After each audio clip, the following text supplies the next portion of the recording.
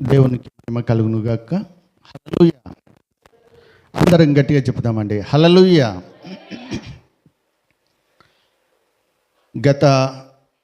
గడిచిన వారాలలో మనం ఏం నేర్చుకుంటున్నాం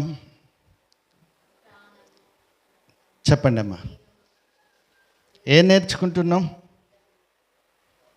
చెప్పాలి. హల్లెలూయా. నిన్న ఏం కూరతో తిన్నారంటే ధన్మని చెప్తారా చెప్పరా సరోజనక్క? మరి వాక్యం కూడా గుర్తుండాలి. ప్రాణాత్మ దేహముల గూర్చి మనము నేర్చుకుంటున్నాం. దేని గురించి నేర్చుకుంటున్నాం? ప్రాణాత్మ దేహముల గురించి నేర్చుకుంటున్నాం. ప్రాణం గురించి నేర్చుకున్నాం, ఆత్మ గురించి నేర్చుకున్నాం, దేహం గురించి నేర్చుకున్నాం. దేహం గురించి నేర్చుకున్నప్పుడు దేహము వేరు, శరీరము వేరు అనుకున్నాం. హల్లెలూయా. శరీరము లోకానుసారమైనదని దేవుని వాక్యము సెలవిస్తూ ఉంది. శరీరము భూసంబంధమైనదని సెలవిస్తుంది. సర్వశరీరులు గడ్డిని పోలి ఉన్నారని దేవుని వాక్యము సెలవిస్తూ ఉంది. నమ్మిన వారంతా కూడా హల్లెలూయా చెప్దాం. హల్లెలూయా. మనం ఏమనుకున్నాం? శరీర కార్యములు చేయుటకు దాదాపుగా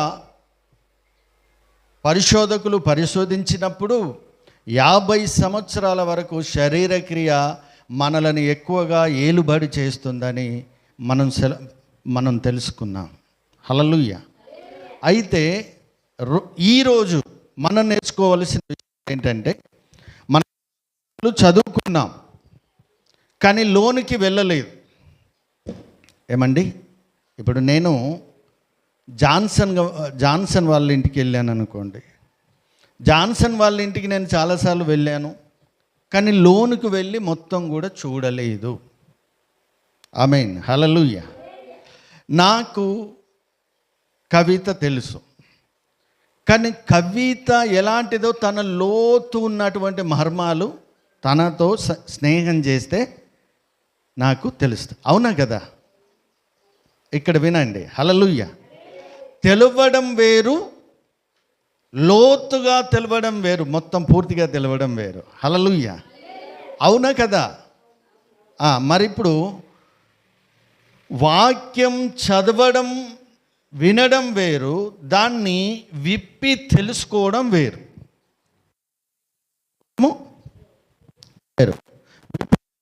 అంటే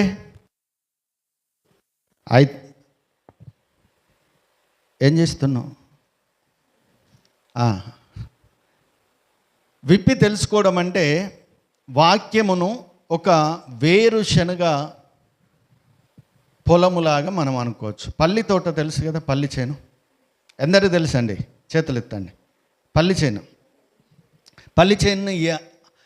చేను ఏం చేస్తే మనం పల్లీలు తినవచ్చు? ధనధనమని. రైతు ఫస్ట్ కష్టపడి దున్నాలి, విత్తనం వేయాలి, చెట్టు వస్తుంది. చెట్టు వచ్చిన తర్వాత మనకు పని ఉంటుంది కదా. దాన్ని పీకాలి. చెట్టుని ఏం చేయాలి? పీకాలి. పీకిన వెంటనే తినగలమా? లేదు. వాటిని తెంపాలి. తెంపిన తర్వాత కడగాలి. కడిగిన తర్వాత ఉడకబెట్టాలి, ఒలవాలి కదా. అప్పుడే మనకి పని. ప్రైజ్ ది లార్డ్, హల్లెలూయా. ఇవన్నీ చేస్తేనే మనకు పల్లీలు అనేటివి మింగుడు పడతాయి. మరి వాక్యము మనకు మింగుడు పడాలి అంటే, మన భాషలో వాక్యము మనకు అర్థం కావాలంటే ఇంత శ్రమ ఉంటుందండి. అర్థమైందా? దాని మాదిరిగా మనం ఇవన్నీ కూడా నేర్చుకోవాలి. అందులో భాగంగా గలతీలకు శరీర కార్యముల గూర్చి మనం నేర్చుకుంటున్నాం. శరీర కార్యములు అవేవో మనం చదువుకున్నాం కానీ ఇప్పుడు ఒక్కొక్క దాన్ని చేసుకుందాం, పరిశీలనగా మనం నేర్చుకుందాం. శరీర కార్యములు ఏమనగా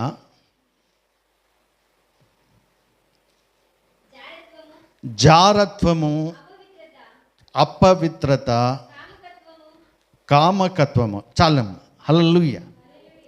ఈరోజు మనం ఈ మూడిటితో సమయం ఎక్కువగా అయిపోయింది. మీరు చాలా ఆలస్యంగా వస్తున్నారు, తెలుస్తుందా మీకు? ఆలస్యంగా రావడం చాలా మనమే కోల్పోతామండి.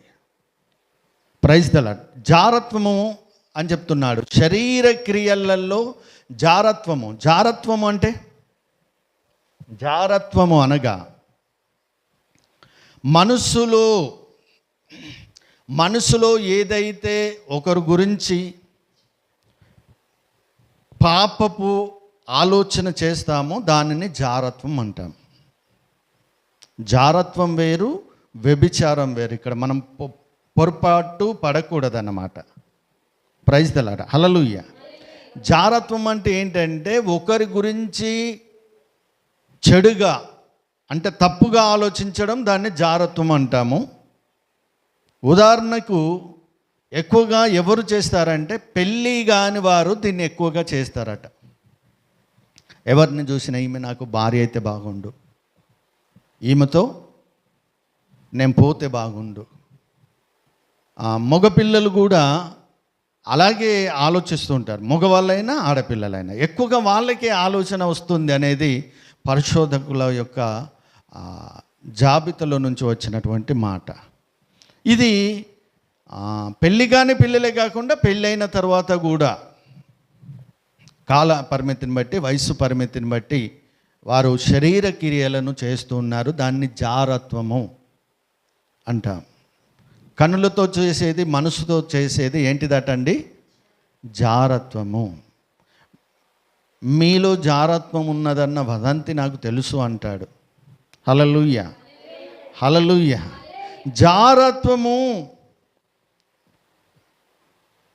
జారత్వములో యేసుక్రీస్తు వారు చెబుతున్న మాట ఏంటంటే, మత్తయి సువార్త 5:27 మనం ఒకసారి చదువుదామండి.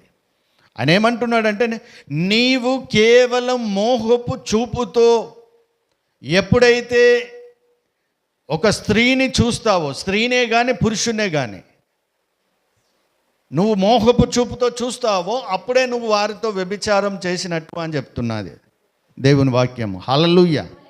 అందరం గట్టిగా చెప్తామండి. హల్లెలూయా. చదవండి. వ్యభిచారము చేయవద్దని చెప్పబడిన మాట మీరు విన్నారు కదా. నేను మీతో చెప్పినదిగా ఒక స్త్రీని మోహపు చూపుతో చూచు ప్రతివాడు అప్పుడే తన హృదయమందు ఆమెతో వ్యభిచారము చేసిన వాడగును. హల్లెలూయా, హల్లెలూయా. జారత్వములో నుంచి వ్యభిచారంలోకి ప్రవేశిస్తున్నారండి. సర్వమానవులు ఏం చేస్తున్నారట? ఎప్పుడైతే తను కేవలం మనసులో అనుకుంటున్నారు బాగుంది అనే ఆ దృక్పథం, నేను చెప్తుంటే మీకు ఆలోచన ఆ యొక్క తప్పిదమ్ములన్నీ కూడా మనకు గుర్తుకొస్తూ ఉంటాయి. అవి ఏంటంటే అవి శరీర క్రియలని స్పష్టముగా మనకు తెలుస్తూ ఉన్నాయి. హల్లెలూయా. అయితే రెండవది ఏంటిది అనగా, రెండవది అపవిత్రత. రెండవది ఏంటండి? అపవిత్రత. అమ్మా, అపవిత్రత అని ఎవరినంటాము? అరే వీడు అపవిత్రుడు, వీడిని దూరంగా ఉంచండి, దూరంగా ఉంచండి, వాడు వస్తే మంచం కూడా వేయరు. తెలుసా మీకు? వాళ్ళు తినే పళ్ళెంలో కూడా పెట్టారు. అపవిత్రుడుగా భావిస్తారు. అసలు మనకు తెలిసిన అపవిత్రత ఏంటి? కొన్ని చెప్పండి, చెప్పాలి. అపవిత్రుడని ఎవరిని అంటాం? అమ్మవాడు అపవిత్రుడు కదా, అది అపవిత్రురాలు, పవిత్రురాలు కాదు. ఏమంటాం? వాళ్ళు నువ్వు ఏమో పెద్ద పవిత్రురాలునైనట్టు మాట్లాడుతూ ఉన్నావా అని మన ఎదుటి వాళ్ళని అలాగా మనం ప్రశ్నిస్తూ ఉంటాం. అయితే ఏవైతే చేయరాని పనులన్నీ చేస్తారో వాళ్ళని అపవిత్రులుగా ఎంచుతాం. నాన్న అవునా కదా బిడ్డ? చేయరాని పనులను, అవి చేయకూడని పనులు, అవి ఏవైనా కూడా కానివ్వండి, వాడు చేయరాని పనులను చేసినప్పుడు కొందరు అనుకుంటారు స్త్రీలు ఆ నెల ముట్టుడు ఉన్నప్పుడు వాళ్ళు అపవిత్రులేమో అనుకుంటారు. కానీ అది అపవిత్రత కాదు. మీకు సంఘానికి తెలియవలసింది అది దేవుడు పెట్టినటువంటి స్త్రీ ధర్మము. మరి గమనించండి. ఇప్పుడు ఎందుకంటే మనం చీకటిలో ఉన్నాం, మనం చీకటిలో నుంచి వచ్చాం. స్త్రీ ఆ నెలలో ఉన్నప్పుడు దేవుని రూమ్ దొక్కకూడదు, దేవుని యొక్క పసుపు కుంకుమ ముట్టకూడదు అనే ఆచారంలో నుంచి వచ్చాము కనుక అది తప్పు కాదని బైబిలు సెలవిస్తూ ఉంది. ప్రైజ్ ది లార్డ్, హల్లెలూయా. ధర్మశాస్త్రములో ఒకప్పుడు మోషే ప్రవక్త చెప్పాడు, కానీ దాన్ని కొట్టివేయబడింది. ఆమేన్, హల్లెలూయా. దాన్ని మనం అపవిత్రతగా ఉంచుకోకూడదు. పీనుగును ముడితే అపవిత్రతగా మనం, అరే క్రైస్తవులు, ఈ సబ్జెక్టు మనం నేర్చుకుందాం. క్రైస్తవులు పీనుగుల మీద పడి ఏడవచ్చా, పీనుగు ఎత్తుకోవచ్చా అనేది మనం ఒకసారి నేర్చుకుందాం. కానీ పీనుగు ముట్టుకొని వచ్చిన వాడు అపవిత్రుడు కాదు. అర్థమవుతుందండి? అది అపవిత్రత కానే కాదు. అపవిత్రత అనేది అది దైవ సంబంధమైనది, ఆత్మ సంబంధమైనది. ఏంటిదండి పవిత్రత అనేది? ఇప్పుడు పీనుగును ముట్టుకొని వచ్చిన తర్వాత స్నానం చేస్తే పవిత్రుడు ఎలాగయ్యాడు? ఒకసారి ఆలోచించండి. కాము కదా, మనం నేర్చుకుందాం. హల్లెలూయా. ఇప్పుడు ఏమంటున్నాడు అని అంటే, ఆ పీనుగును ముట్టిన వాడు కూడా, శవాన్ని ముట్టిన వాడు కూడా అపవిత్రుడు కాదని మనం నేర్చుకున్నాం. కొందరు పురుడు పోసినప్పుడు నీళ్ళాటకు వెళ్ళి అంటే ఏంటి, ఆ పాపం డెలివరీ చేసి వస్తారు కదా, వాళ్ళని కూడా ముట్టుకోవద్దంటారు. అది కూడా అపవిత్రత కిందికి రాదు. ఏంటంటే ఏదైనా క్రిమి కీటకాలు ఉంటే అనే వాటిని మనం చూడాలి తప్ప అది అపవిత్రత కాదని దేవుని వాక్కు మనకు సెలవిస్తూ ఉంది. ఆమేన్, హల్లెలూయా. అందరం గట్టిగా చెప్తామండి, హల్లెలూయా. ఇంకా ఏంటి,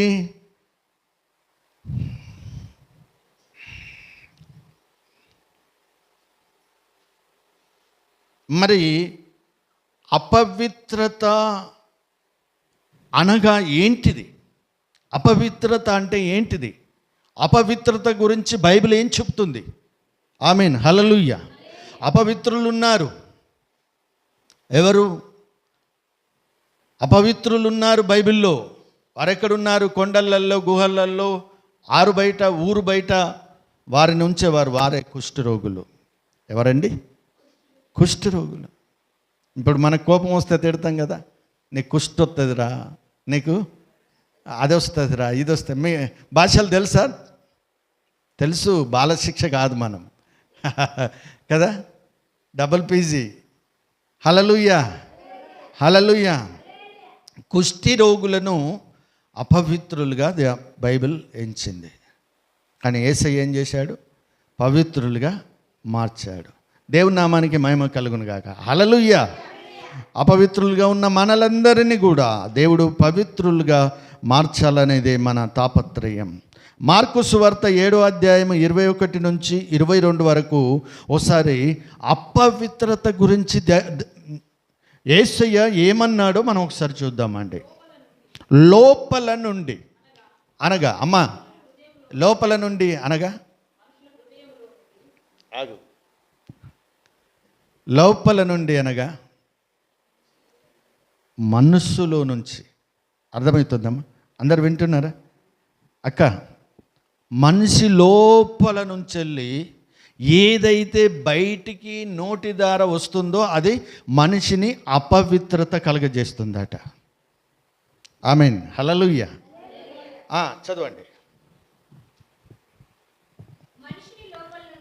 మనుష్యుని లోపల నుండి బయలు వెళ్ళునది మనుష్యుని అపవిత్రపరచును. ఇప్పుడు అర్థమైందా? అపవిత్రత ఎవరు అపవిత్రత పరచబడతారు అని అంటే నీ నోటి మాట వలనే నువ్వు అపవిత్రపరచబడతావట. ఇందాక చెప్పినట్టు మనం శవాన్ని ముట్టుకుంటే కాదు, ఇంకేదో చేస్తే కాదు, కానీ అపవిత్రత అనేది నీ నోటిలో నుంచి బయటకు వచ్చిన ప్రతి ప్రక్షాళనను బట్టి, నువ్వు మాట్లాడే మాటను బట్టి అపవిత్రుడుగా ఎంచబడతాం. నమ్మిన వారంతా కూడా హల్లెలూయా చెబుదాం. హల్లెలూయా. ఇప్పుడు ఎవరినైనా కూడా వాకిటికి రాలేదు, వారి పంచకు రాలేదు, వారికి సహాయం చేస్తలేము అని అంటే, అమ్మ ఇక్కడ చూడాలి, సహాయం చేస్తలేమనంటే ఏమంటామండి సర్వసాధారణంగా? అక్క మాటలు మీకు తెలుసా అని చెప్తాం. ఎందుకు అంత దూరం పెట్టామనంటే వారు మాట్లాడిన మాటలు. హల్లెలూయా. మాట్లాడిన మాటలు నీ హృదయములో నుంచి, నీ హృదయములో దేవుని వాక్యం ఏం చెప్తుంది అని అంటే, నీ హృదయంలో ఏదైతే నిండి ఉంటుందో దానినే నువ్వు మాట్లాడావని చెప్తుంది దేవుని వాక్యం. హల్లెలూయా. భాస్కర్ అన్న మంచోడు అని నువ్వు చెప్పాలి అని అంటే, భాస్కర్ పాస్టర్ గారి గురించి నీ హృదయంలో మంచి ఉద్దేశం ఉండాలి. హల్లెలూయా. లేకపోతే నువ్వు నీ హృదయంలో చెడ్డ ఉద్దేశం ఉంటే చెడ్డ పలుకులే వస్తాయి. అలాగే సేమ్. హల్లెలూయా. ఇప్పుడు ఏమంటున్నానంటే, నీ హృదయములో నుంచి ఏదైతే బయలు వెళుతుందో, చదవండి అమ్మ. లోపల నుండి, హృదయములో నుండి దురాలోచనలు, జారత్వములను, ఆగమ్మ ఇక్కడ ఆగుదాం. జారత్వం అంటే ఏమనుకున్నాం చెప్పండి. శరమ, జారత్వం అంటే ఏమనుకున్నాం? మర్చిపోయారా? ఇప్పుడు నీకు 100 రూపాయలు ఇస్తే మర్చిపోతావమ్మా, రమేష్ దుకాణాలకు పోయి ఖాతా కట్టి రామా? హల్లెలూయా. ఇందాకే చెప్పుకున్నాం కదా, జారత్వం అంటే మనసులో నుంచి తప్పుడు ఆలోచనను జారత్వం అనుకున్నాం. అవునా కాదండి? Praise the Lord. హల్లెలూయా. మనిషి హృదయములో నుంచే జారత్వం అనేది బయటకు వస్తుందట. చూడండి, అర్థమైందా? ఇప్పుడు పెళ్ళి చూపులకు వెళ్తున్నాం. ఎక్కడికి వెళ్తున్నామండి? పెళ్ళి చూపులకు వెళ్ళినప్పుడు అసలు ఏం చూస్తా? పిల్ల నచ్చిందా, పిల్లగాడ నచ్చిందా అని అడుగుతారు. చెప్పు.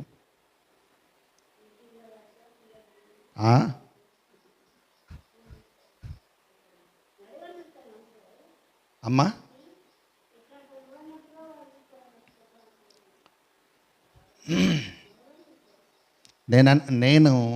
నేను అనుకుంటాను, ఫస్ట్ అమ్మాయి కడప దాటగానే అబ్బాయి చూపు బొటనవేలు నుంచి నొసటి వరకు ఏ చూపుతో చూస్తాడు? తన హృదయముతో ఏకమైనట్టు, తన శరీరంతో ఏకమైనట్టు, నాకు సరి అయిన సాటి అయినా అన్నట్టు చేస్తాడు. మరి దేవుని వాక్యాన్ని బట్టి మనం ఆలోచిస్తే తను ఏం చేసినట్టు? చేసుకుంటాడన్న గ్యారెంటీ ఉందా పెళ్లి చూపులకు వెళ్ళినవాడు? అమ్మా, కానీ ఏం చేస్తున్నాడు ఇక్కడ? జారత్వం అనేది జరిగిపోతుంది. దేవుని వాక్యమే కదా. ఎవడైతే తన హృదయములో నుండి దురాలోచనలు, పెళ్ళి కాలేదు, అవునా కదమ్మా, ఎంగేజ్మెంట్ కాలేదు, ప్రధానము కాలేదు, వివాహం కాలేదు, కానీ అక్కడ జరిగిపోతుంది. అదే అబ్బాయి వచ్చిన తర్వాత, అమ్మాయి వచ్చిన తర్వాత అబ్బాయిని తేరి చూసి చూడు అన్నప్పుడు సేమ్ యాస్టిస్గా అబ్బాయి ఏదైతే చేస్తున్నాడో అమ్మాయి కూడా అదే చేస్తుందా లేదా? అర్థమవుతుందక్క? నేనేమైతే చెప్తున్నానో, నిద్ర వస్తే కాపాడుకోండి. ఇవి చాలా మనం బ్రతకవలసినటువంటి మాటలు, మన పిల్లలకు చెప్పవలసినటువంటి మాటలు. Praise the Lord. హల్లెలూయా. నేను దీన్ని పరిశోధన చేస్తున్నప్పుడు, రాస్తున్నప్పుడు, మూవీస్, స్మార్ట్ ఫోన్లలో అవి చూస్తారు చూడండి, ఇట్లానే జోక్స్ అన్నీ కూడా చూసినప్పుడు ఏంటంటే, ఆ క్లిప్స్ చూసినప్పుడు కూడా జారత్వం అనేది జరిగిపోతుందట. దాన్ని మళ్ళీ మళ్ళీ మళ్ళీ మళ్ళీ చూస్తూ ఉంటారు. ఎందుకనంటే అక్కడ జారత్వం అనేది జరిగిపోతుంది. ప్రైజ్ ది లార్డ్, హల్లెలూయా. మరి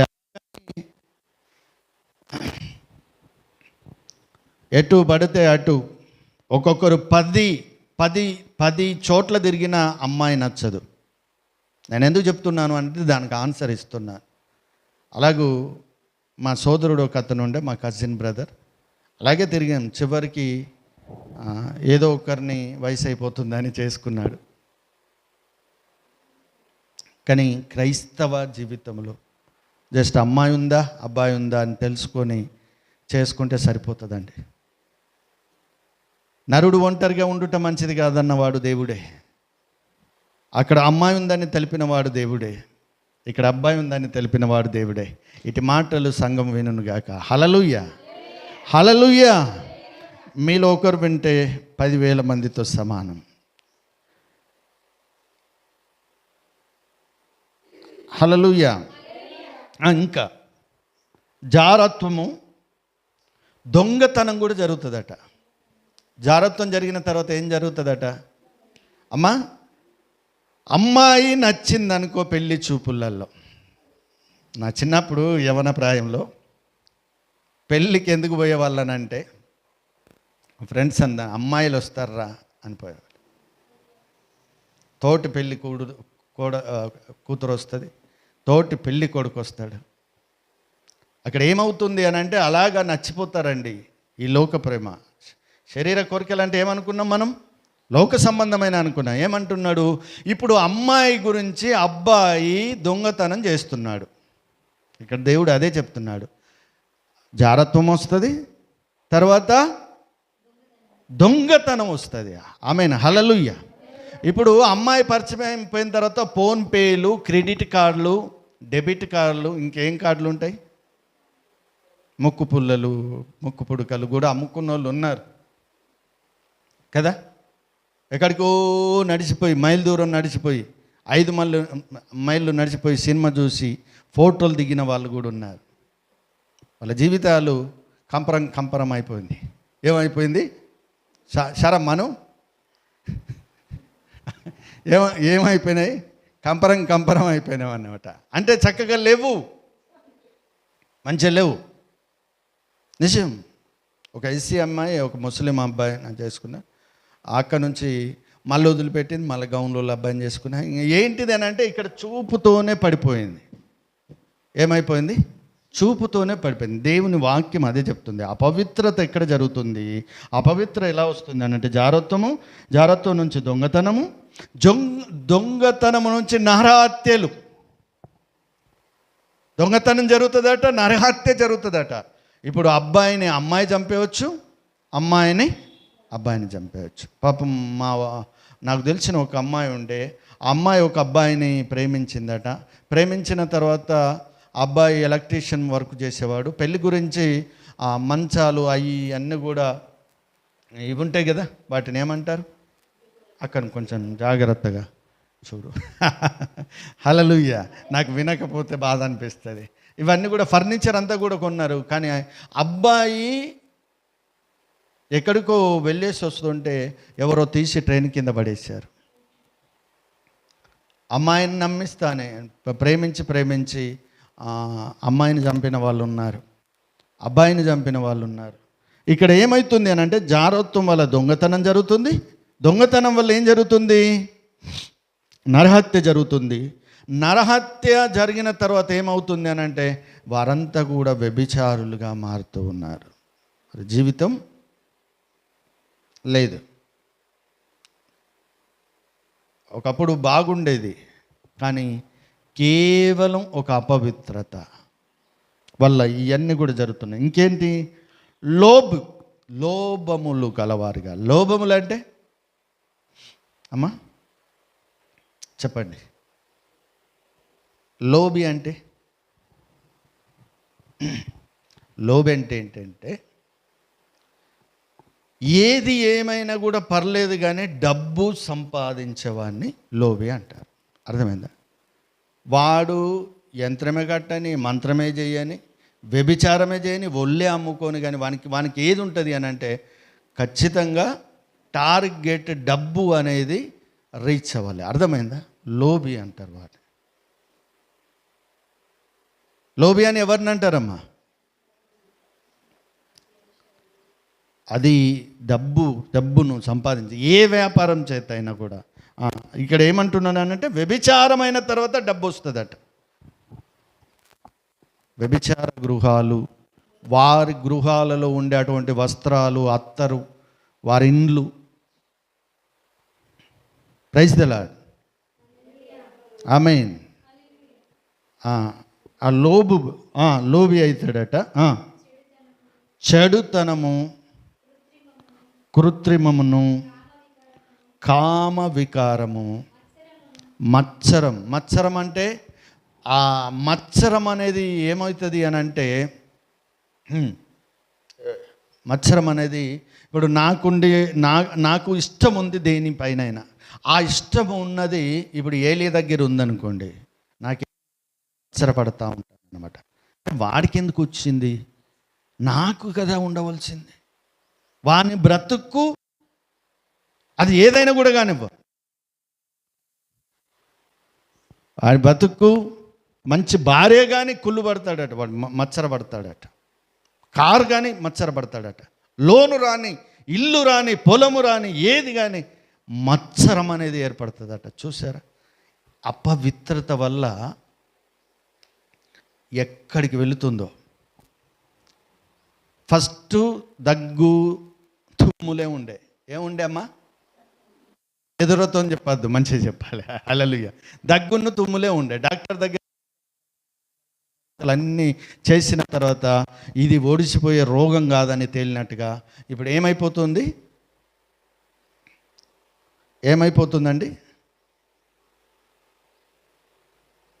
జారత్వం నుంచి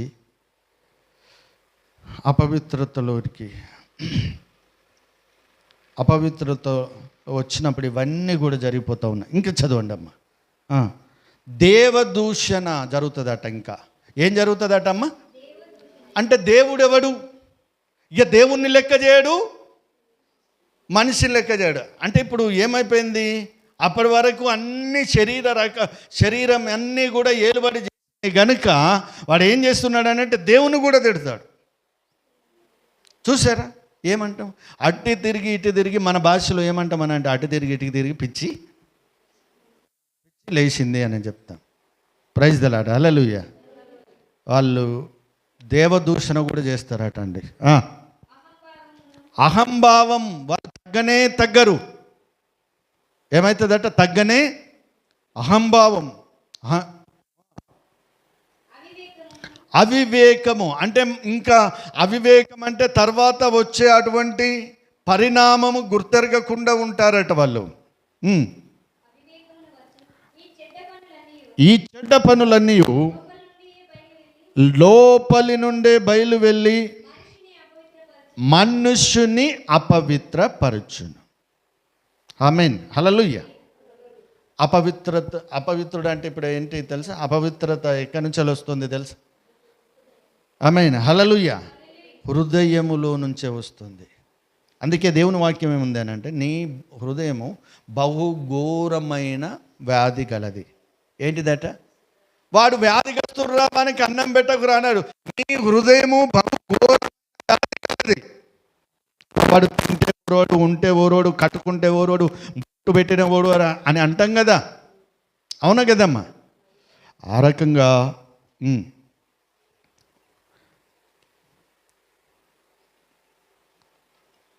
ఇప్పుడు ఎన్ని నేర్చుకున్నాం? జారత్వం ఒకటి, అపవిత్రత ఒకటి. త్వరగా కామకత్వం చేసే అటువంటి పని గురించి మనం నేర్చుకుందాం. రోమపత్రిక రోమీలకు రాస్తూ ఏమంటుంది దేవుని వాక్యం అని అంటే, రోమా 1వ అధ్యాయము 23వ వచనం చదువుదాం.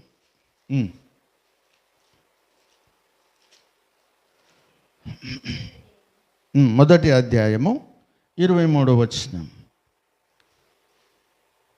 వారి అవివేక హృదయము అంధకారమాయను, తాము జ్ఞానులమని చెప్పుకొనుచు బుద్ధిహీనులైరి. వారు అక్షయుడగు దేవుని మహిమను క్షేమయగు మనుషుల యొక్కయు అమ్మ ఇక్కడ వినండి అమ్మ, వాళ్ళైతే బుద్ధిమంతులని అనుకుంటున్నారట. ఏమనుకుంటున్నారట? బుద్ధిమంతులం, జ్ఞానవంతులం, తెలియవంతులం అని అనుకుంటున్నారట. కానీ జ్ఞానవంతులు అనుకుంటున్నారట, కానీ వారు జ్ఞానవంతులు కానే కాదట. Praise the Lord. Hallelujah, hallelujah.